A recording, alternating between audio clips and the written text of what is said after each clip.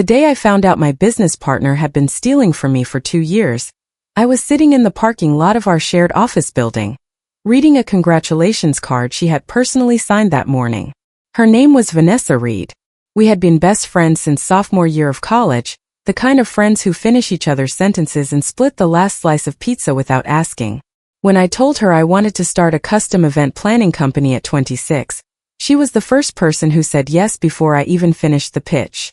We built Lux & Company, events from a shared Google Doc, and a joint credit card with a $2,000 limit. By the time I was 31, we were booking corporate galas, luxury weddings, and private brand launches across Atlanta. The business was real. The friendship felt real. The betrayal was more real than both of them combined. My name is Maya Collins, and what I am about to tell you is the story of the 2 years I spent being robbed by the person who called me her sister. Let me take you back to the beginning because the ending only hits the way it should if you understand what we built together. Vanessa and I met in an accounting class we were both failing. She was sharp, funny, and had this magnetic way of walking into a room like she already owned it. I was quieter, more detail-oriented, the kind of person who color-coded her planner and remembered everybody's birthday. We were opposites in the way that makes for either a great friendship or a slow disaster.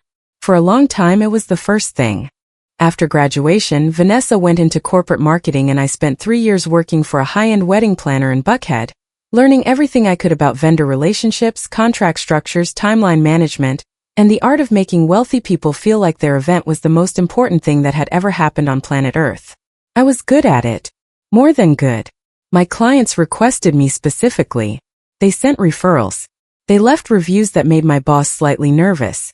When I finally decided to go out on my own, Vanessa had just been laid off from her marketing job during a round of company-wide cuts. The timing felt like the universe pointing at both of us. She brought creative energy, a knack for branding, and a network of corporate contacts. I brought operational experience, vendor relationships, and a business plan I had been drafting quietly for almost a year. We agreed on a 50-50 partnership, split everything down the middle, and signed the paperwork on a Tuesday afternoon at a coffee shop in Midtown Atlanta over iced lattes we could barely afford. The first year was brutal in the way that only people who have started a business from scratch can really understand. We worked 16-hour days. We lived on adrenaline and takeout.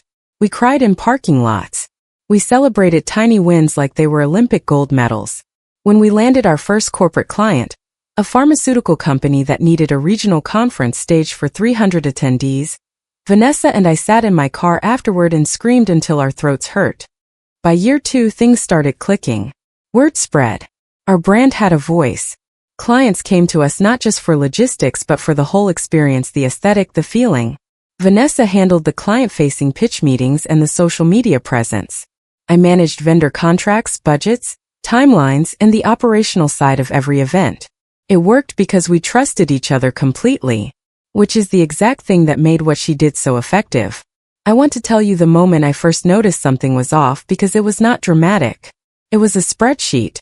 I was auditing our quarterly expenses in preparation for a meeting with our accountant, and I found a vendor invoice for floral design services that I did not recognize. $1,200, billed to our business account, from a company called Bloom & Gray Studio. I cross-referenced it with the event it was attached to, a private birthday gala we had executed in March, and realized our actual floral vendor for that event had been Garden & Gold, a company I had worked with for years and whose invoice I had personally approved. So we had paid 2 floral vendors for one event. I assumed it was a clerical error. I sent Vanessa a quick message asking her to look into it. She wrote back in about 4 minutes saying she remembered now, that Bloom & Grace had done some last-minute accent arrangements because the client requested additions on site, and that she had handled it in the moment and just forgotten to flag it. She said sorry, said she would note it for next time, and sent me a winking emoji. I believed her. I closed the spreadsheet. I moved on. That was my mistake. Not the trusting. The stopping. I want to be clear about something because it matters. I am not a careless person. I built every operational system in that company. I was the one who set up the accounting software, designed the invoice templates, created the vendor database, and implemented the contract review process. But Vanessa had access to everything because that was the agreement. Equal partners, equal access. And she had used all of that access for almost 2 years by the time I found out the truth. The thing that finally cracked it open was not me. It was Marcus. Marcus Webb was our accountant. He was methodical, quiet, and had the kind of eyes that never fully relaxed. He had been doing our book since the beginning, mostly routine stuff, quarterly reviews, tax prep, standard filings. In October of last year, he called me personally, which he almost never did. He usually communicated through email. I answered on the second ring. He said he wanted to talk about some irregularities he had flagged during the year-end review prep. He said the word irregularities the way doctors say concerning, careful and neutral, like they are giving you the information without deciding the verdict for you. I told him to send me whatever he had found. What arrived in my inbox 40 minutes later changed everything. Marcus had put together a document, 23 pages, that laid out 18 months of transactions attached to vendor accounts I had never approved. The pattern was clean once you saw it. Fake vendor names. Real-looking invoices. Payments routed through a secondary account that had been opened quietly using our business tax ID, with Vanessa listed as the sole authorized user. The amounts were calculated carefully, never large. Enough individually to trigger a flag. Always just below the thresholds that would require my sign-off. 300 here. 800 there. 1,200 like the one I had almost noticed in that March spreadsheet. Over 18 months, it totaled a little over $87,000. I sat at my kitchen table and read that document 4 times.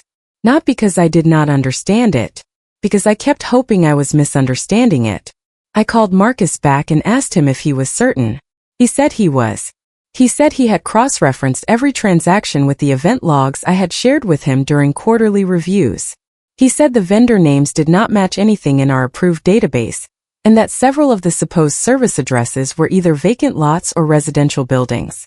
He said gently that this had the structure of internal fraud, and that I should consider speaking with a lawyer before doing anything else. I thanked him. I hung up. I did not cry. That surprised me, actually, the not crying. I just felt cold. The same way you feel right before something breaks, like your body already knows what your brain has not finished processing yet. I did not call Vanessa. I did not text her. I did not do anything that night except sit with what I now knew and figure out what I was going to do with it. The next morning I called my attorney, a woman named Patricia Osei who I had worked with since the company's founding. I told her what Marcus had found. She asked me if I had said anything to Vanessa yet. I told her no. She said good. She said to leave everything exactly as it was, continue operating normally, and give her 48 hours. 48 hours of acting like everything was fine while sharing an office with the person who had stolen $87,000 from me was one of the hardest things I have ever done in my life. I want to be honest about what that felt like because it was not just about the money, though the money was significant and real and mine. It was about the friendship. Every memory I had of the two of us was suddenly playing back in my head with subtitles I had never seen before. Every time she had said she was proud of me. Every time she had told someone I was the most talented person she had ever worked with. Every birthday, every late night, every hard conversation about business where I had trusted her with the most vulnerable version of my thinking. All of it was sitting in a different light now. I kept thinking about something small. The way she always ordered my coffee for me at meetings when she arrived first. She knew exactly how I took it. Oat milk, 1 sugar, extra hot. She had done it so many times it had become automatic. And I kept thinking, how do you steal from someone whose coffee order you know by heart? I showed up to the office both days like nothing was different. I answered emails. I reviewed vendor proposals for an upcoming New Year's Eve gala. We were coordinating. I sat across from Vanessa at our shared planning table and talked about napkin color palettes and catering minimums while her 37-page financial trail sat in my email drafts. She had no idea. And that was the thing I kept coming back to. She had no idea. She thought I was the same Maya she had been quietly bleeding for a year and a half. The one who trusted her. The one who never looked twice at the invoices she submitted because they always looked right. She still believed the version of me she had chosen to take advantage of. She had not considered that the version she underestimated might have already figured it out. On the third morning, Patricia called me back. She had consulted a forensic accountant who she sometimes worked with on civil cases. He had reviewed the materials Marcus sent over and confirmed the analysis. She said we had more than enough to file a civil suit for fraud and breach of fiduciary duty. She said depending on how I wanted to handle it, there were also grounds to file a police report, which could escalate to criminal charges. I asked her what she recommended. She paused and said, "Maya, what do you want the outcome to be?" I thought about that for a long moment. I told her I wanted my money back. I wanted her out of the business. And I wanted documentation of what she had done so she could never do it to someone else. Patricia said she could do all three. The plan came together over the following week. Patricia drafted a letter of demand, a formal legal document that outlined the evidence of fraud in clinical, devastating detail and gave Vanessa 72 hours to respond before we filed. She also connected me with a forensic auditor who would prepare a formal report suitable for both civil court and a criminal referral if necessary. We moved quietly, carefully, and I kept showing up to the office every single day. I want to tell you something about that week because I think it matters for anyone who has ever been in a position where someone they love did something unforgivable. Anger is honest. Grief is honest. But the clarity that comes after both of them have burned through you? That is something else entirely. That is power. And I had finally found mine. On a Friday afternoon, Patricia's office sent the demand letter by certified mail and email simultaneously. I was not at the office when it hit Vanessa's inbox. I had taken the afternoon off for the first time in months. I was at a salon getting my hair done when my phone started ringing. I let it ring. It rang 6 more times over the next 90 minutes. Then the text started. The first one said, "Maya, call me." The second one said, "I can explain, please just call me." The third one said, "This is a huge misunderstanding. I need you to hear me out before you do anything." A misunderstanding. $87,000 and 18 months of forged invoices. And she was going with misunderstanding. I put my phone face down on the salon armrest and let the stylist finish my blowout. When I finally called her back that evening, I was sitting in my car in my apartment parking lot. My hair looked great. I want you to know that. I felt like it was important to look my best for this particular conversation. She picked up on the first ring. Her voice was completely different from the one I had heard every day for 5 years. It was smaller, tighter. The magnetic confidence was gone. She said, "Maya, please just let me talk." I said, "Okay." She tried 3 different versions of the story in the first 4 minutes. The first version was that she had been planning to tell me and had been overwhelmed. The second version was that the company had been underpaying her for her contribution, and she had been quietly correcting it. That one almost made me laugh out loud. The third version was that she had gotten into some financial trouble she was too embarrassed to tell me about, and had borrowed from the business temporarily with full intention of paying it back.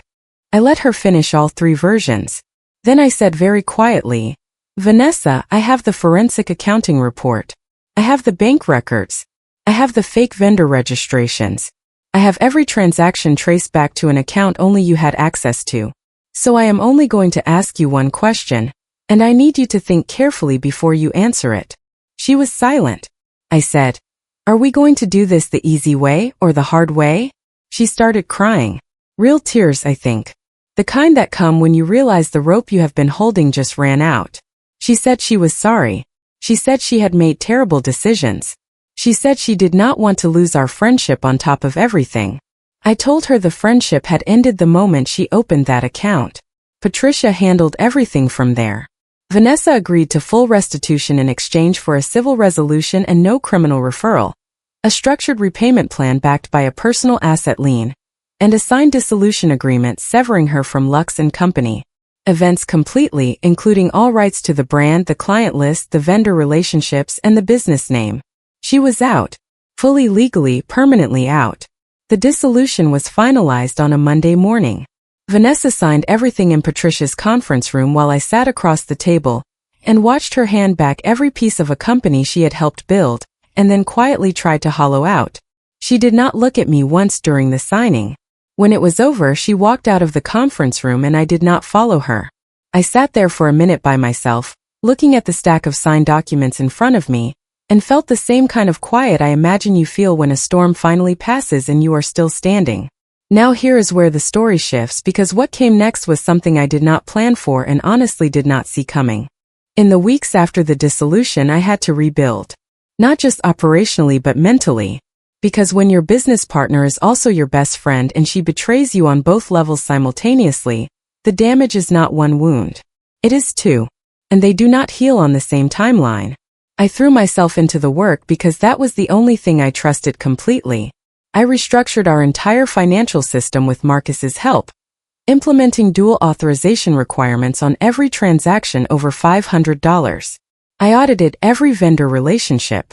I brought in a temporary operations consultant to help me assess gaps. I hired a new full-time coordinator named Jada, a 24-year-old with a terrifyingly organized brain, and the kind of work ethic that reminded me of myself before I had learned to doubt myself. Jada was the first person I told the full story to, not because she needed to know it, but because keeping it inside was starting to feel like its own kind of weight. I told her one evening when we were working late on a client proposal, and she asked me gently why I always double-checked everything twice. I told her the story from the beginning. She listened without interrupting, which is rarer than it should be. When I finished, she was quiet for a moment and then she said, "So you built half this company and kept her from drowning in debt she never told you about, and she paid you back by stealing from you?" I said yes. She nodded slowly and said, "Then she did not just betray a partner. She betrayed a lifeline." That sentence sat in my chest for weeks, because it was true. Vanessa had not just stolen money. She had stolen it from someone who would have helped her if she had asked. And that, more than the dollar amount, more than the legal mess, more than the years of friendship erased overnight, that was the part that still stung. But stinging and stopping are two different things. By December, 3 months after the dissolution, Lux & Company Events had its strongest quarter ever. We booked 4 holiday corporate events simultaneously. We were invited to bid on a major hotel chain's annual gala contract worth over $200,000. A lifestyle magazine in Atlanta reached out about a feature story on our brand. I hired 2 more people in January. I moved into a larger office space in West Midtown with a showroom and a dedicated planning suite. I signed the lease on a Tuesday afternoon and I sat alone in the empty space for a few minutes before anyone else arrived, just listening to the quiet. It felt earned in a way that nothing before it had. I will tell you what I heard about Vanessa through mutual connections because I think it completes the picture honestly. The repayment plan stretched her finances to the limit. She had to sell her car. She moved out of her apartment in Buckhead into a smaller place across town. She tried to start freelancing in event coordination, which I will admit tested my charitable feelings significantly. But within a few months she had been quietly avoided by most of the vendor community in Atlanta, which is smaller and more connected than outsiders realize. Word travels. Reputation matters. Hers had taken a very public legal bruising. The last I heard through the grapevine, she had taken a salaried position at a mid-size marketing agency, which is a fine and honest living, and I genuinely mean that. I did not want her to be destroyed. I wanted her to face what she had done, and I wanted my company to survive it. Both of those things happened. There was one more moment I have to tell you about because it is the part that still catches me off guard when I think about it. About 5 months after everything was finalized, I was at a ribbon-cutting event for a client's new boutique hotel property that we had coordinated the launch celebration for. It was a beautiful evening. String lights, champagne, a live jazz trio, about 200 guests in cocktail attire. Everything exactly where it should be. I was standing near the entrance reviewing a last-minute catering adjustment when I felt someone standing close behind me.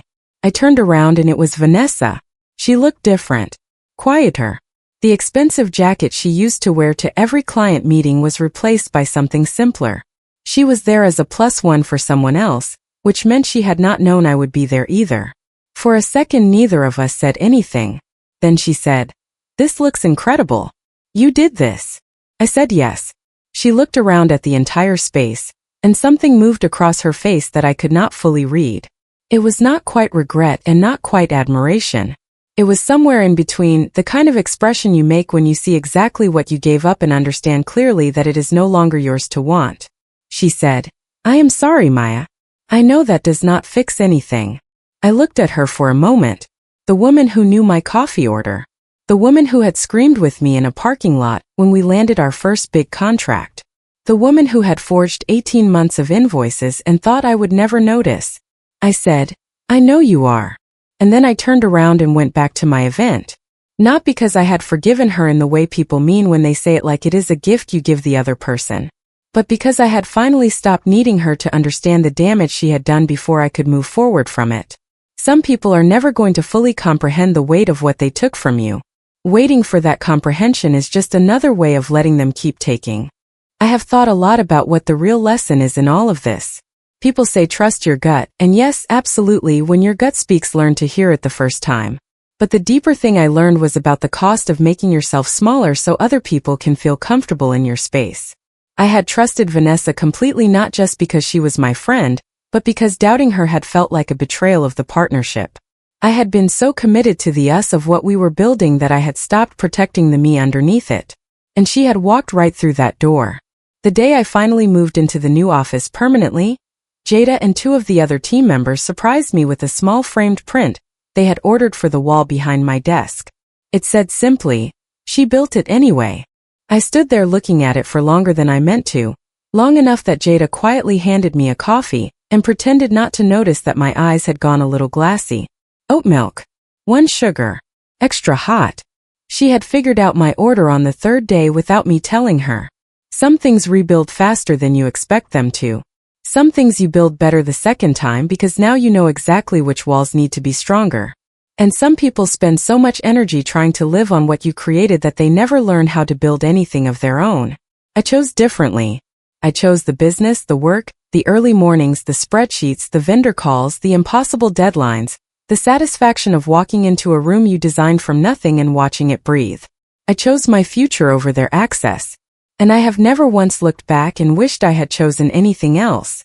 So if you are out there holding up something that someone else is quietly draining, I want you to hear this clearly. The moment you stop being useful to them is not the end of you. It is the beginning. Some people only stay as long as you are convenient, and when they leave or when you finally make them leave, what remains is everything that was actually yours to begin with. Protect that. Build that. Choose that. Every single time.